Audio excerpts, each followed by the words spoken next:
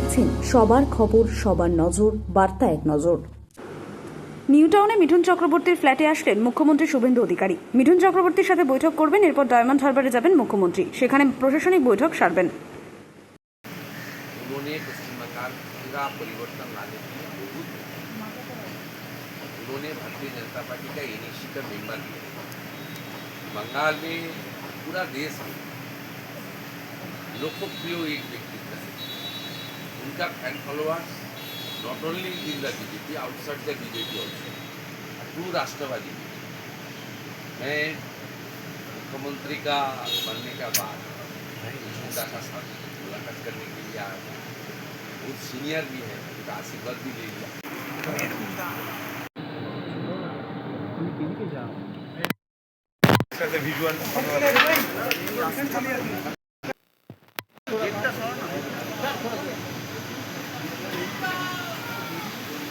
আপনাদেরকে খবর দিয়েছি, আমি এদিনই সুন্দর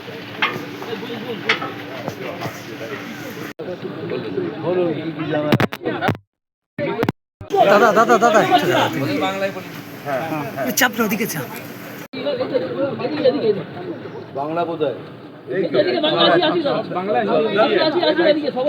সবাই মেশানো বাংলা হিন্দি দাদা হয়ে যাবে।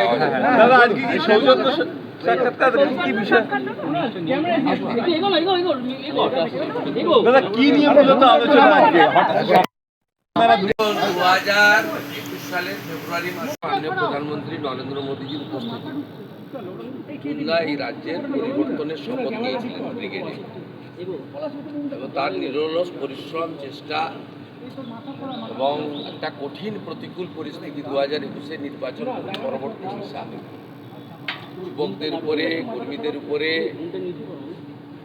রাষ্ট্রবাদীদের উপরে আক্রমণ, ঘরছাড়া হওয়া, সব থেকে শুরু করে শেষের এই যে তার লড়াই সংগ্রাম স্বপ্নের বৃত্ত, তিনি গত 9 তারিখে অর্থাৎ গত শনিবার মাননীয় প্রধানমন্ত্রীর উপস্থিতিতে মহামহিম রাজ্যপালের দ্বারা ভারতীয় জনতা পার্টির প্রথম সরকারের মুখ্যমন্ত্রী এবং মন্ত্রিসভার শপথের মধ্য দিয়ে তার স্বপ্ন পূরণ হয়েছে।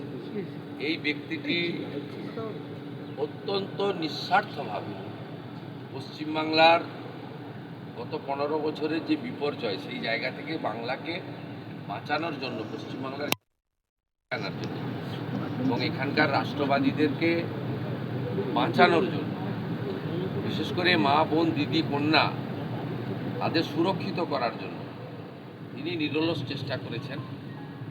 ঐকান্তিক প্রয়াস ছিল, তার পরিশ্রমের কোনো সীমা ছিল না। এই নির্বাচনেও যদি সর্বোচ্চ র্যালি, সভা, রোড শো, এমনকি নির্বাচনের আগে প্রায় 8-10 মাস ধরে তিনি ইনডোর মিটিং করেছেন, যেটা মানে মিঠুনদা নিশ্চিতভাবে কোনো সাংগঠনিক পদ তাকে দিলেও নেন না।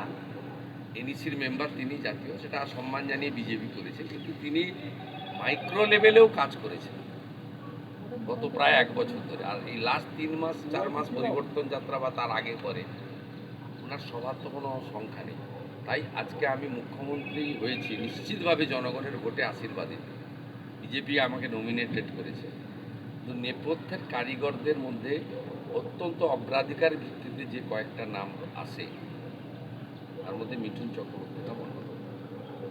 তাই আমার মিঠুনদা আমাকে কালকে বলেছিল